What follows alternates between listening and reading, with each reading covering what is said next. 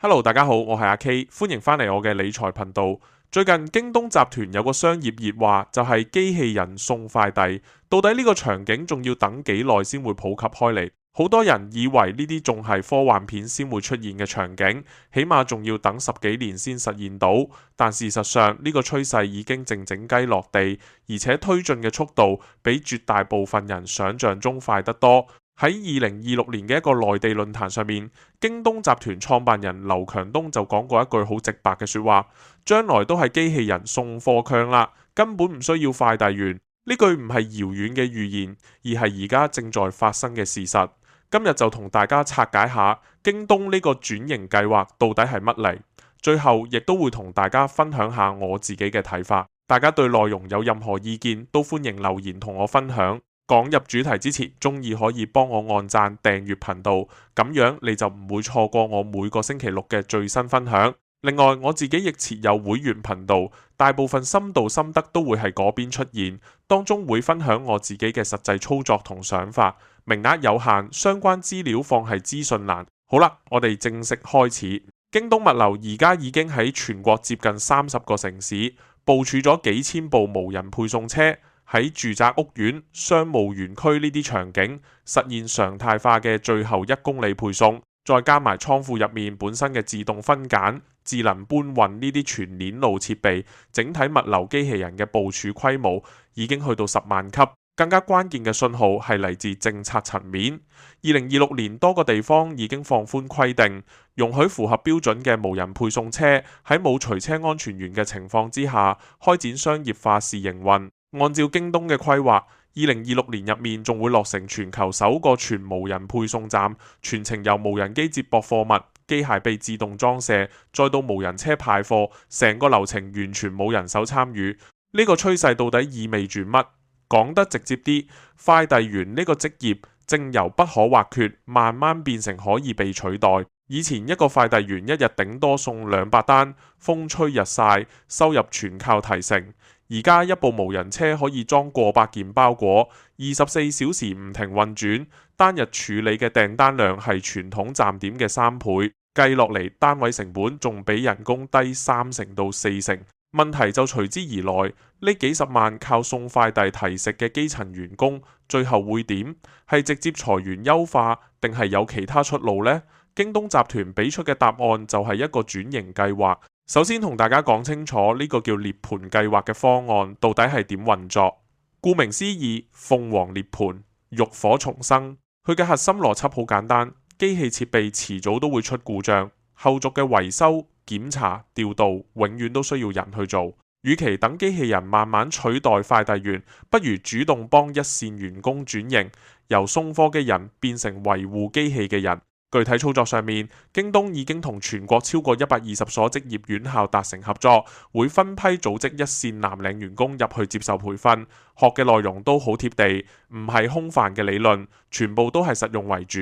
無論佢哋嘅動機係乜，公司主動為幾十萬基層員工規劃轉型路徑，配套完整嘅培訓體系，喺成個物流行業入面都屬於非常少見嘅嘗試。起碼佢哋唔會一句優化就將人掃走，呢一點係值得肯定嘅。不過情懷歸情懷，生意歸生意，呢條路到底行唔行得通，最終仲要過3道難關，每一道都唔容易過。第一道關就係最現實嘅成本問題。而家內地物流行業價格戰捲到極致，大家都係鬥平鬥慳成本，同行都係度裁員減成本，京東反而堅持唔裁員，全額出錢培訓，員工培訓期間人工照出，咁即係未來好長一段時間入面，京東嘅人力成本會明顯高過競爭對手。至於長遠嘅效益，就要睇呢筆投入之後可唔可以換返更高嘅效率、更低嘅長期成本。第二道關就係技能轉型嘅實際門檻。大家試諗下，一個跑咗5-6年快遞嘅師傅，每日嘅工作就係踩車、送貨、簽收，長期做體力勞動，突然之間要佢去學電路原理、學系統操作，呢個跨度比大家想象中大得多。合作院校嘅課程到底係咪貼合實際需求呢？培訓會唔會流於形式呢？而最終又有幾多人可以真正學識勝任新嘅技術崗位呢？呢啲全部都需要時間驗證，唔係話開咗培訓班就等於轉型成功。第三道關，亦都係最核心嘅問題，新崗位嘅數量到底夠唔夠？雖然機器人需要人維護，但設備維護嘅崗位需求量通常遠少於被取代嘅操作崗位。舉個最簡單嘅例子，以前送一個區嘅快遞可能要5個快遞員，自動化之後呢個區域可能淨係需要1個維修人員，同時睇住10部機器人就夠。咁剩低嘅4個人又會去咗邊呢？講到呢度，其實我自己最深嘅感觸係，做打工仔真係太被動。你以為自己夠勤力、夠捱得，只要肯做就一定有飯開。但當行業變天、技術迭代嘅時候，成個崗位直接會被取代，根本唔係你夠唔夠努力可以決定。以前快遞員諗住每日跑多幾單，曬多幾個鐘就可以賺多啲養家，但而家機器人一出，你跑得再快都快唔過24小時唔使休息嘅無人車，你人工再平都平唔過機器嘅折舊成本。唔單止內地嘅快遞員，我哋香港嘅打工仔亦都一樣面對同樣嘅處境。以前大家話銀行櫃員、超級市場收銀、停車場收費員係穩陣工，結果自助系統一普及，崗位話削就削。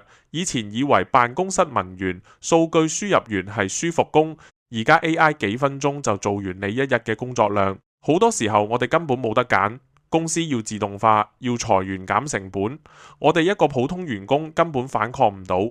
就算有培訓轉型機會，最終學唔識，跟不上節奏，都只會被淘汰。打工仔嘅命運好多時候都唔喺自己手入面，行業吹乜風，自己就要跟住擺，連選擇嘅餘地都唔多。以前長輩成日話自己有門手藝就一世唔會餓死，但而家呢個時代，你嘅手藝隨時可能被機器學識，被 AI 取代。所以呢個世界根本冇永遠嘅鐵飯碗。至於真正嘅鐵飯碗，我自己認為唔係有一份穩定嘅工，而係我哋不斷學習、不斷適應、不斷轉型嘅能力。當時代淘汰你嘅時候，從來都唔會講再見。與其我哋被動等命運安排，倒不如主動裝備自己，多學一樣技能就多一條後路。呢個先係我哋普通人對抗技術浪潮最好嘅方法。今集就同大家分享到呢度。想問下大家，你身邊有冇行業或者崗位已經開始被機器人取代？歡迎喺留言區同我分享你嘅睇法。多謝大家收聽，我哋下一條影片再見。